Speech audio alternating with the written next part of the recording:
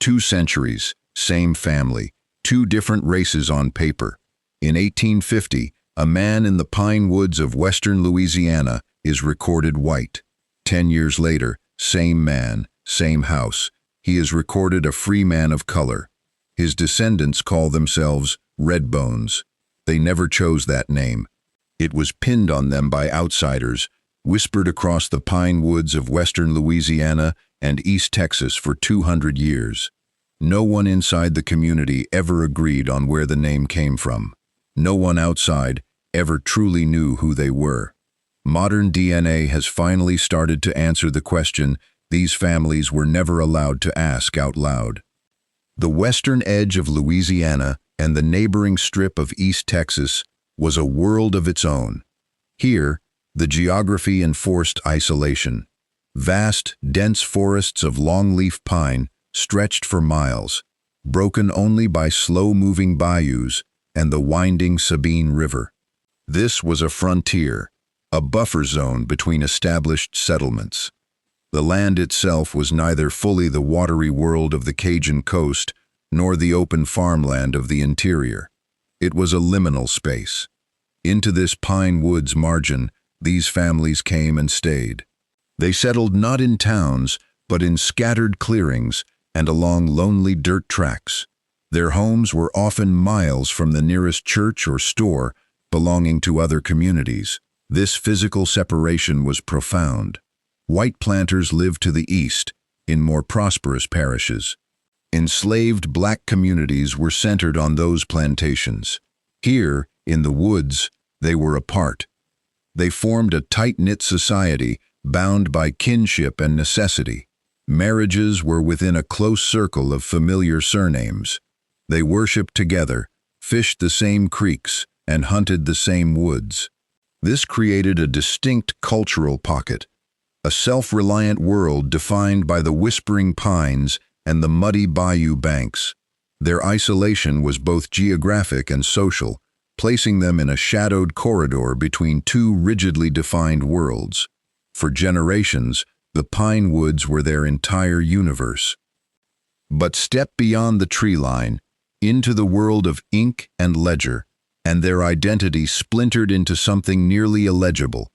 Parish courthouses and county clerks across the Sabine River corridor kept the only official mirrors these families would ever know, and those mirrors were cracked. In the 1850 census of St. Landry Parish, a household head named Pierre LaFleur is recorded as white.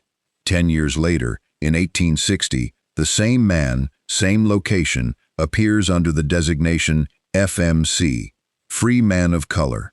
By 1870, his sons have split. One branch of the family is white in the eyes of the Newton County, Texas, enumerator. Another, just across the state line, is listed as mulatto. This was not an anomaly, it was the pattern.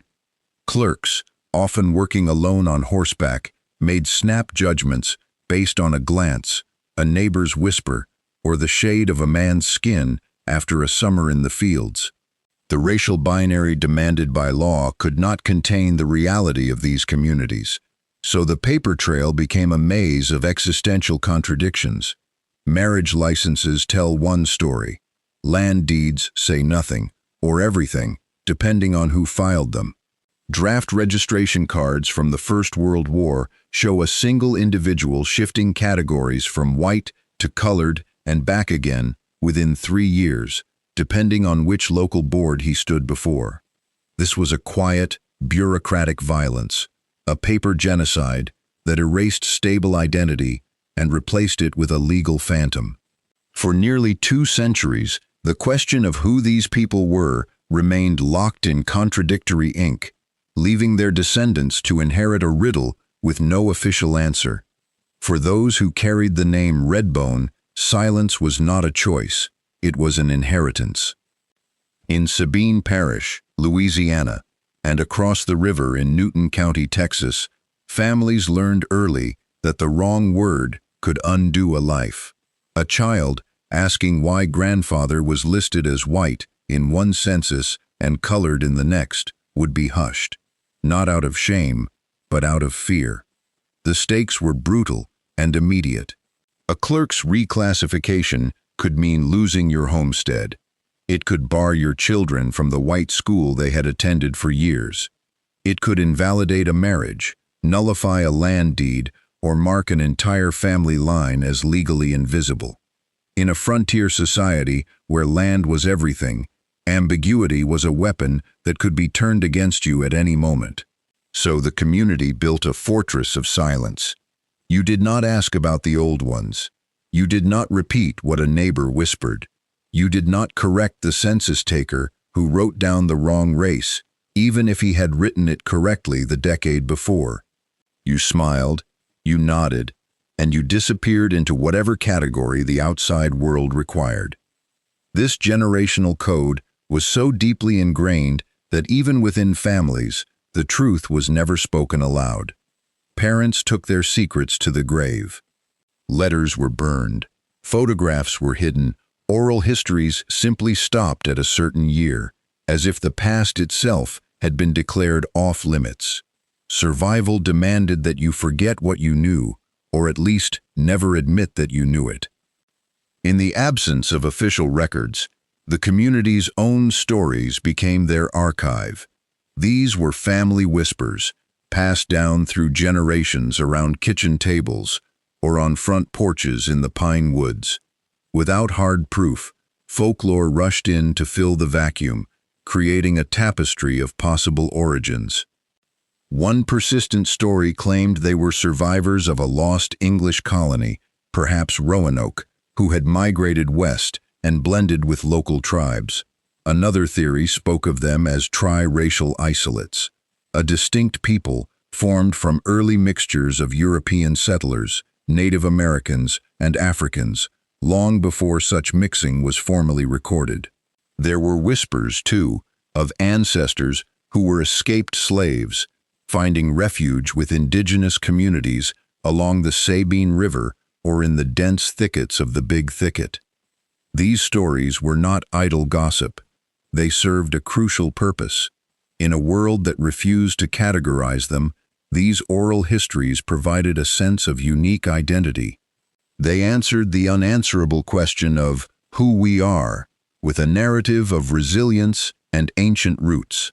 The theories, however contradictory, all pointed toward a truth the state denied, that their lineage was complex and deeply American. The folklore was an act of preservation. It kept history alive in the only way possible, when the written record was either silent or hostile. Every whispered theory about a lost colony or a tri-racial beginning was a quiet defiance against the erasure imposed from the outside. It was a way to remember when survival demanded you forget. For those who whispered these origins, the outside world offered only a blunt instrument, a single word meant to confine them. The label Redbone was never a neutral descriptor. In the ledger books of Sabine Parish and the deed offices of East Texas, it functioned as a social cage. A clerk in many Louisiana could record a father as white in 1880, then list his son as colored in 1910, using the term to strip a family of legal standing with a flick of ink. This was the enforcement of a caste system that allowed no middle ground. The ambiguity of the community's appearance became an outsider's weapon to deny them land rights, voting access, and even the right to marry. Yet inside that cage, a quiet calculus took hold. Families like the Ashworths and the Perkinses became masters of the documentary loophole. When a new school was built for whites only, a grandfather's faded Spanish land grant might be produced to claim a white legal identity. When the Klan came looking for colored men, the same family might invoke a Cherokee grandmother, a story that shifted the threat. In a world governed by the one-drop rule, they learned that identity was not a fixed truth, but a performance.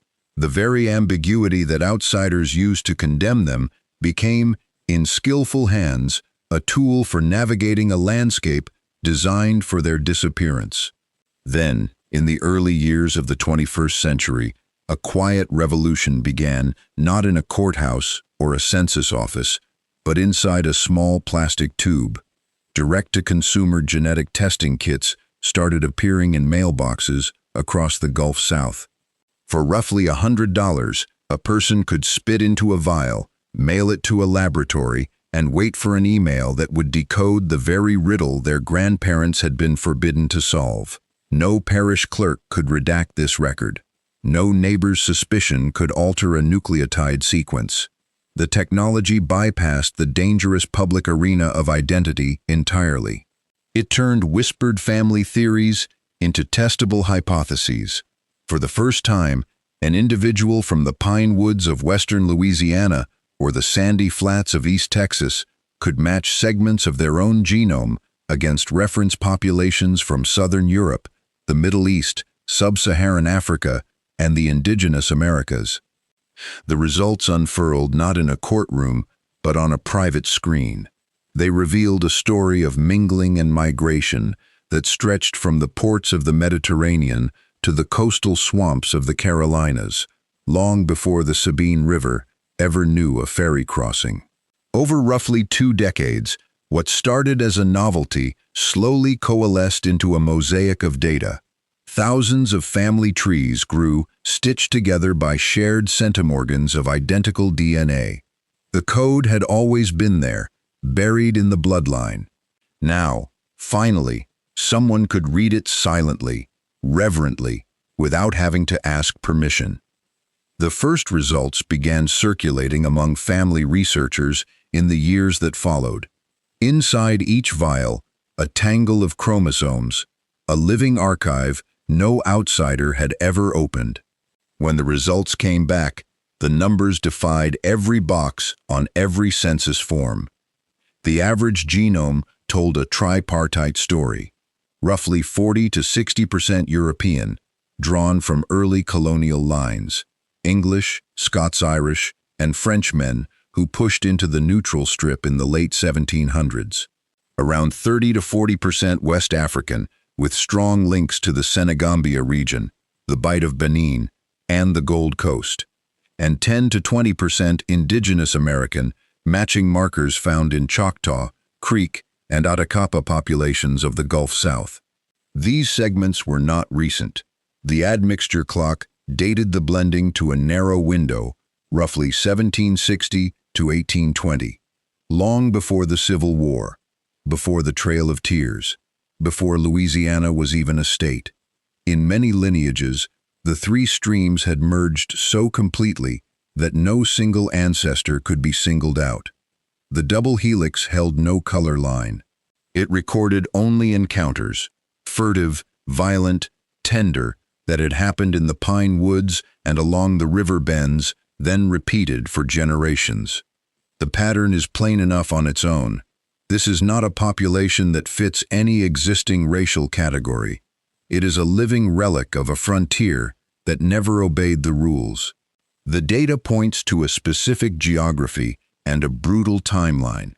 The African genetic markers found in these families are most consistent with populations from Senegambia and West Central Africa, regions whose people were trafficked into the Virginia and Carolina colonies in the 1600s and early 1700s. This aligns with archival records showing families with these surnames appearing in the South Carolina backcountry by the mid-1700s. Then, the migration path turns south and west. The indigenous American segments in their DNA tell the next chapter. These genetic signatures are closely linked to southeastern tribes, the Choctaw, Chickasaw, Cherokee, and Caddo. Their arrival in the Louisiana-Texas borderlands coincides precisely with the era of Indian removal in the 1830s. The genetic evidence suggests these families were already forming on the fringes of colonial society, and they were swept westward along the same trails of displacement as the tribes themselves, settling in the same remote pine woods. A land grant from the Mexican government in 1835, a homestead record near the Sabine River in 1840. These documents place them directly in the path of the Trail of Tears, which passed through this very region. The genes map onto the history. The story written in the cells is one of convergence in a time of national cataclysm. It is the story of people pushed to the literal edge of the map, to a frontier where the rigid racial codes of the settled colonies broke down in the face of survival. Their ancestry is a direct reflection of that violent mingling at the nation's expanding border. For some, the paper trail was a lie they had been forced to live. The DNA results did not feel like liberation. They felt like an accusation. Elderly matriarchs who had passed as white for 80 years stared at percentages of sub-Saharan African and indigenous American ancestry and saw not a rich tapestry, but a threat. They had built their safety on a single, fragile story. We are white. We are Portuguese. We are anything but what they called us. To accept the science was to admit that the terror of the Jim Crow South had been right to hunt them. So they closed the folder. They called it a mistake. The survival narrative, sharpened over 2 centuries in the pine woods of the Sabine River corridor, was too ingrained to rewrite in a single afternoon. But 2 generations down, the reaction was a quiet exhale.